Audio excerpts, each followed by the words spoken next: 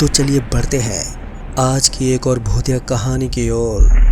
दोस्तों, आज की कहानी हमारे साथ शेयर की है मनोज जी ने, जो नागल गांव के रहने वाले हैं। मनोज जी बताते हैं कि उनकी ज़िंदगी में एक बहुत ही डरावनी और एक दिल दहला देने वाली घटना घटी, जिसमें उनकी जान जा सकती थी, मगर वो अपने शातिर दिमाग के चलते उस भूतिया घटना से बचकर निकल आए। तो दोस्तों, आखिर क्या है उनकी ये पूरी सच्ची घटना, आइए जानते उन्हीं के नज़रिए से। दोस्तों, मैं मनोज छत्तीसगढ़ में एक छोटे से गांव नागल का रहने वाला हूँ। मैं पेशे से एक कैब ड्राइवर हूँ, यानी कि मैंने अपनी एक वैन ले रखी थी जिसे मैं खुद चलाया करता था। सब कुछ ठीक ठाक चल रहा था और मेरी कमाई भी ठीक ठाक ही हो जाती, जिस वजह से मैं अपने काम को डेली अंजाम देता।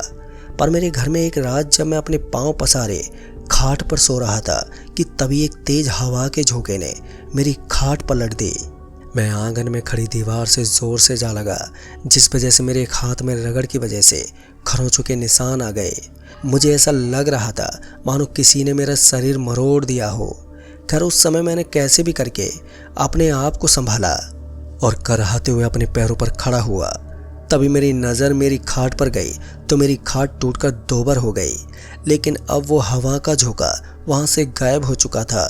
ना ही तो कोई तेज हवा चल रही थी और ना ही कोई हलचल, यानी कि सब कुछ पहले की तरह ही सब कुछ शांत था। इससे पहले कि मैं वहाँ से अपना कदम आगे बढ़ाता कि तभी फिर से धीरे धीरे से सरसराती हवा चलने लगी। चारों ओर रात का अंधेरा और भी गहराने लगा और देखते देखते हवा का झोंका अचानक से तेज हो गया। फिर मुझे ऐसा महसूस हुआ जैसे कोई अनजानी ताकत मुझे खींच रही है। मैंने उस वक्त अपने आप को संभालने की बहुत कोशिश की, लेकिन पता ही नहीं मैं अपने आप को छुड़ा ही नहीं पाया। तभी मेरे पांव हवा में उठने लगे और मैं बुरी तरह से चिल्लाते हुए बोला, बचाओ। उस वक्त मेरी आवाज़ तो निकली थी, लेकिन उस स्याह अंधेरे में दबसी गई।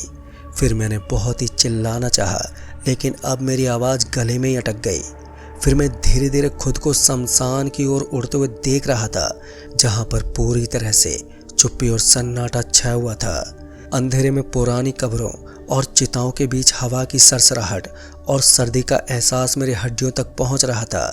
एक पुराना कंकाल जो शायद कई सालों से यहाँ पर पड़ा हुआ था, अचानक ही अपनी जगह से उठ खड़ा हुआ, जिसकी आंखें सुनहरी और चमकदार थीं, मानो वो किसी रहस्यमय शक्ति से भरी हुई हो। दोस्तों, ये सब देखकर मेरी दिल की धड़कनें तेज हो गई। फिर मैंने देखा कि कंकाल की हड्डियां धीरे धीरे एक इशारा कर रही थी, जैसे मुझे किसी विशेष स्थान की ओर वो लेकर जाना चाहती हो। अंततः उसने मुझे एक पुरानी कब्र के पास खड़ा किया और ठंडक ने मेरे शरीर को ठुठुरन से पूरी तरह से भर दिया। फिर कुछ समय के बाद अचानक ही वो कंकाल गायब हो गया और मेरे सामने एक छाया प्रकट हुई, जिसने मेरे नाम को फुसफुसाते हुए कहा, तुम्हारी ही प्रतीक्षा थी हमें। ये सुनकर तो मेरे होश उड़ गए और मुझे एहसास हुआ कि इस शमशान में कुछ अजीब और ख़तरनाक है। अब रात की गहराई में मैं शमशान के अंदर फंस गया था। हवा की सरसराहट और दूर से आती हुई रहस्यमय आवाज़ों से मेरा दिल जोरों से धड़कने लगा था। तभी ज़मीन के बीच से एक एक करके कुछ निकलने लगा, जिनकी हड्डियाँ चटक रही थी और आंखें चमक रही थी। इससे पहले कि वो सभी बाहर निकल पाते कि मैंने भागने की कोशिश की, लेकिन हर दिशा में बस स्याही जैसा अंधेरा फैला हुआ था। पर जैसे मैंने वहीं के एक पुराने मंदिर की ओर भागने की सोची कि अचानक से मेरे सामने एक कंकाल प्रकट हुआ। उसकी खोपड़ी की चमकदार आंखें मुझे गहरी निगाह से देखने लगी। अब मेरी हिम्मत नहीं हो रही थी कि मैं वहाँ से एक डग भी आगे रखूँ, लेकिन वो मंदिर अभी भी मुझसे 150 मीटर की दूरी पर था। खैर, मैंने चिल्लाकर अपने आप को साहस देने की कोशिश की और कैसे भी करके उस कंकाल के चंगुल से निकला और उस मंदिर में घुस गया। पर जैसे मैं मंदिर के भीतर घुसा तो मैंने पाया कि मंदिर के भीतर बहुत सी मोमबत्तियां बुझी हुई थी और हर कोने में पुरानी आत्माएं महसूस हो रही थी और मंदिर के हर कोने में आत्माओं का एहसास हो रहा था।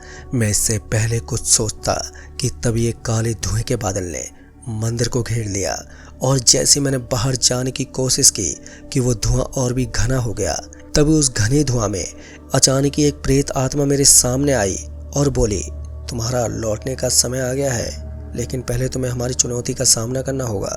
मैंने डर के बावजूद उनकी चुनौती स्वीकार की और गहराई से ध्यान लगाकर उन आत्माओं की कहानी सुनी। मेरी समझ और सहनशीलता ने उन्हें किसी तरह से शांत किया और फिर धीरे धीरे वहाँ से धुआं छटने लगा।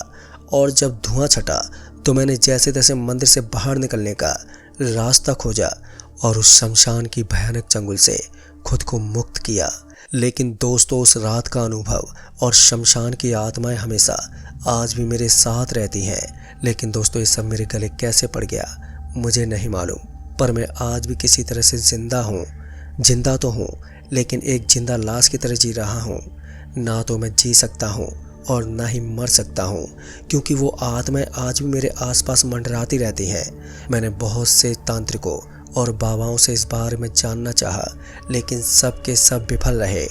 पर अब मैं कब तक जिंदा रहूँगा ये तो मुझे भी नहीं मालूम, पर अभी जो चल रहा है वो दौर मेरा बहुत ही ख़राब है। तो दोस्तों, इस कहानी में बस इतना ही। कहानी आपको पसंद आई हो तो वीडियो को लाइक शेयर कमेंट ज़रूर कर दें। तो मैं जल्दी मिलूँगा ऐसी एक और नई भूतिया कहानी के साथ। तब तक के लिए बने रहिए RK के साथ।